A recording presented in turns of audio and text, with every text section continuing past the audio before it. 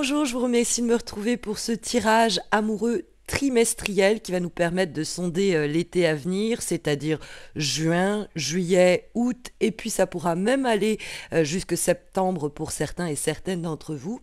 Et pour ce faire, j'ai recours à 5 lames du tarot Ask the Witch, hein. Et puis on va avoir une 6e carte ici sur le côté qui est issue quant à elle de l'oracle de l'amour de la déesse et qui va nous permettre donc de sonder les énergies des mois à venir. Et je vous propose dès à présent de découvrir précisément les messages de ces cartes. Et la première énergie, mes chers cancers, va nous permettre de déterminer vos besoins dans le domaine amoureux, ce dont vous avez besoin au cours du trimestre qui vient. Et la carte que nous avons, mes chers cancers, c'est le 3 de denier. Alors, le 3 de denier, c'est une carte qui nous parle de jouer collectif en général. C'est l'idée que l'union fait la force. Donc, quand on comprend cette carte-là à propos de ce dont vous avez besoin sur le trimestre qui vient, on peut saisir l'idée que vous en avez peut-être assez dans le cadre d'une relation qui existe déjà, de devoir un petit peu vous taper tous les efforts, tout le travail, si on peut dire, dans le domaine de cette relation. C'est-à-dire que c'est vous qui la nourrissez, c'est vous qui la faites croître, c'est vous qui l'enrichissez, et vous auriez bien besoin au cours du trimestre qui vient que l'autre en face y fasse en face de même, et que vous soyez dans vraiment une sorte de travail de binôme où l'un et l'autre on travaille à faire croître la relation.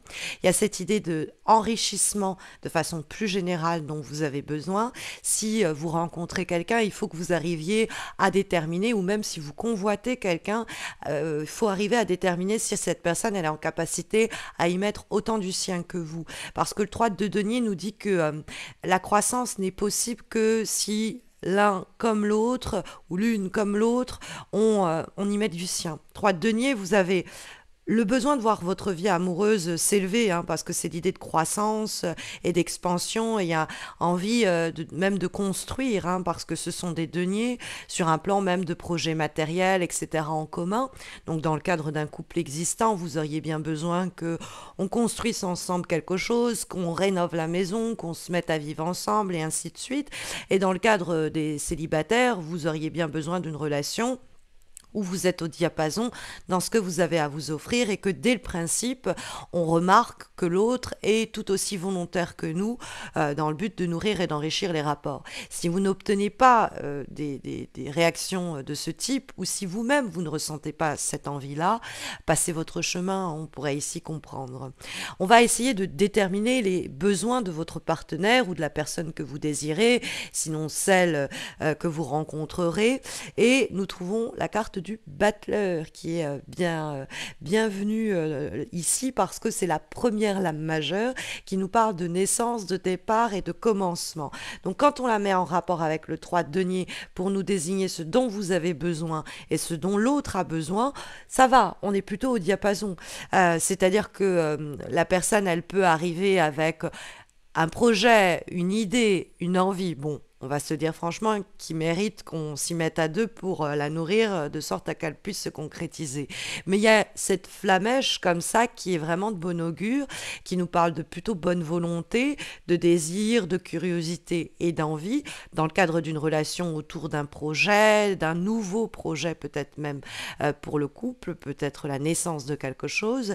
Et pour les célibataires, bon, ça annonce une rencontre potentielle, ça c'est évident, parce que pour les gens qui cherchent à voir quelque chose émerger dans leur vie amoureuse avec quelqu'un en particulier, ou de façon générale, le battleur étant signifiant une porte qui s'ouvre, et l'idée de naissance, c'est vraiment de bon augure, mais ça peut aussi désigner le désir de l'autre. Alors, le battleur, quelle que soit cette personne, hein, quelqu'un déjà fréquenté ou qu'on vient de rencontrer, ou que l'on convoite, ou que l'on viendra à rencontrer, on sent quelqu'un qui est plutôt dans une sorte de curiosité amoureuse. C'est assez léger, c'est le prémisse des relations, c'est le prémisse des projets, des nouveaux départs. Donc on sent que l'autre trouve dans la relation son compte, qui a tous les ingrédients qui sont essentiels, mais bon, on ne voit pas encore de façon très globale la suite des choses. choses. Donc on a une envie, une volonté, une curiosité, mais on est encore au seuil.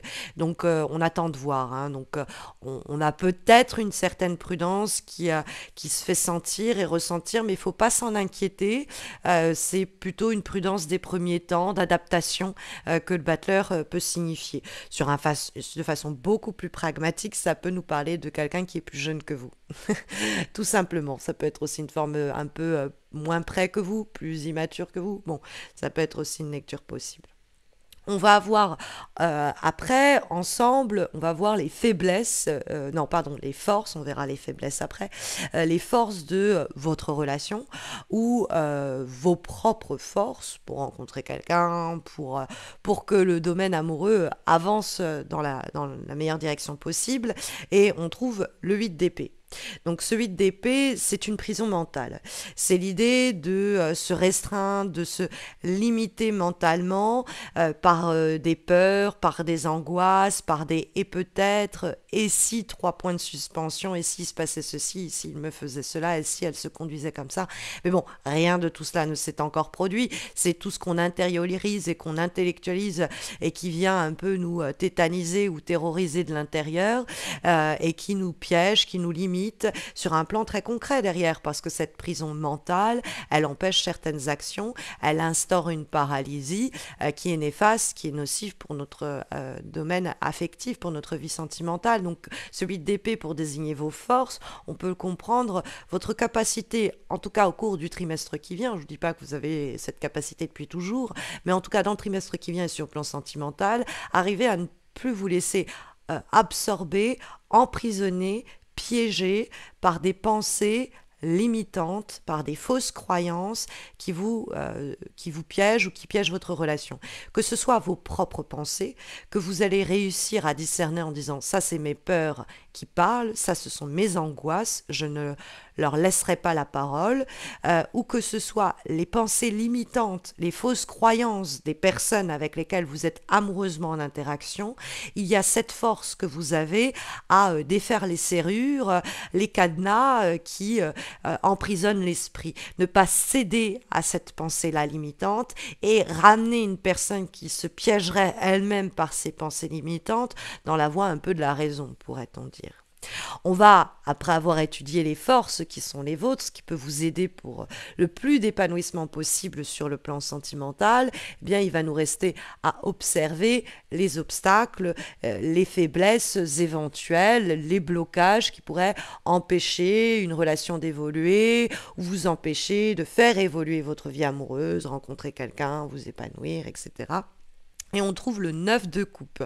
Les coupes vont traduire l'aspect émotionnel, relationnel, donc on est pile poil dans notre problématique. Et le 9 de coupe, c'est vrai que c'est difficile d'y voir des défauts parce que c'est normalement une carte de grand contentement, c'est la carte du grand plaisir. C'est l'idée que nos vœux peuvent être tous exaucés et que nos désirs peuvent devenir réalité. C'est la carte un peu make a wish, faites un vœu, la carte du bon génie. Mais ici, c'est une faiblesse. Donc ça pourrait être l'idée que la pensée positive, c'est bien, mais elle doit être suivie d'action. C'est mieux, hein, c'est-à-dire que l'idée de prier son bon génie et puis espérer que tout sorte comme on le veuille, c'est peut-être une pensée, un vœu pieux, mais qui n'aura pas beaucoup d'effet. Donc on peut nous mettre éventuellement en garde contre cela. Mais le 9 de coupe, c'est aussi la satisfaction sur tous les niveaux. Et ça peut être l'idée de peut-être pas revoir nos objectifs à la baisse, mais d'être un peu, à faire preuve d'un peu moins d'ambition, parce que le 9 de coupe, on voudrait avoir le gâteau, la cerise sur le gâteau, les petits bouts de chocolat, et puis tout manger soi-même, quoi. Donc le 9 de coupe nous appelle à faire attention à notre propre gloutonnerie, si je puis dire, de ne pas avoir les yeux plus gros que le ventre, de se satisfaire déjà de ce que l'on a obtenu et de ce que l'on vit, parce qu'il y a quand même dans le 9 de coupe des moments très plaisants. Quand la carte pose problème, c'est peut-être une certaine inhibition de certains aspects relationnels, mais si on voit que ça avance quand même, on doit déjà se satisfaire, peut-être pas du nécessaire, parce qu'il y a plus que le nécessaire avec le 9 de coupe, mais justement simplement se satisfaire déjà des satisfactions apportées. Et puis le 9 de coupe peut être une faiblesse en termes de relationnel, c'est-à-dire que le 9 de coupe, c'est des personnes qui peuvent elles-mêmes avoir des attitudes un peu gloutonnes, sans gêne, et peuvent être des personnes qui peuvent être en difficulté quand il est question de considérer les rapports au-delà de leurs besoins à eux dans l'instant là. Donc le 9 de coupe, c'est arriver à instaurer des limites, hein, et rappeler les gens un peu à l'ordre, rappeler la personne pour lui dire, la rappeler à l'ordre dans le sens de lui dire ça je peux pas le tolérer, là-dessus t'abuses complètement en fait, c'est pas tolérable. Donc savoir aussi mettre des limites, instaurer des barrières sur certains aspects, le 9 de coupe peut nous dire qu'il y a une certaine faiblesse à ce niveau-là et que c'est pourtant important de le faire. En termes de potentialité d'évolution de votre relation, de votre vie amoureuse plus généralement, nous trouvons la carte de la justice, qui est une lame majeure. Alors, c'est vrai que tout cela peut déboucher sur des démarches d'officialisation de relations. On est déjà en couple, et bien dans ce cas-là, on peut signer un bail, signer un prêt, aller vers quelque chose de plus engagé, se dire on se paxe. Dans le cadre d'une relation naissante, on peut, au cours de cet été, en suivant les recommandations des cartes, espérer d'avoir quelque chose qui se stabilise, où on se dit bah, on est ensemble, plus simplement. Puisque la carte de la justice, c'est une question d'ordre et de stabilité, et qui passe par des éléments très concrets. Maintenant, la justice, elle a un côté un petit peu karma, dans le sens où c'est what goes around comes around, hein. C'est l'idée de ce qui est semé et ensuite récolté. Et donc, la carte de la justice, elle nous dit très clairement que on a une capacité d'action sur les événements au cours du trimestre qui vient sur le plan amoureux, et que si on essaye d'ordonner les choses, d'équilibrer les choses, d'être pas dans l'impartialité, pas dans l'excès, mais dans quelque chose d'assez raisonné, pas raisonnable forcément, mais dans l'idée que on laisse pas les peurs nous bouffer, on essaye de construire ensemble, on satisfait de ce qu'on peut voir évoluer. Il y a l'idée que bah, si on est dans cette attitude-là, on va avoir quelque chose au résultat très équilibré. C'est comme si on suit la recette du gâteau, il va sortir, il va plutôt avoir bon goût. Et donc la carte de la justice, c'est nos actions ont des répercussions, et les répercussions, bon, bah, on sème, on récolte ce que l'on sème. Alors, ça fait toujours peur d'entendre, on dirait une menace, on récolte ce que l'on sème. Mais en réalité, si on sème des actions constructives dans une relation, bah, ce qu'on va récolter, c'est une relation construite et stable, hein, aussi simple que cela. Donc, la justice, il peut avoir aussi l'idée d'un équilibre qui doit être trouvé, quelque chose où on se sent respecté, on respecte l'autre de la même façon. En guise de dernier conseil pour manœuvrer, naviguer au cours du trimestre qui vient, nous avons une lame qui est issue de l'oracle de l'amour de la déesse. Et nous avons la carte de l'éveil qui vous indique « Vivez le moment présent ». Donc, elle vous dit d'investir au cours des mois qui viennent les relations dans ce qu'elles ont à vous offrir et à vous présenter là, maintenant, tout de suite.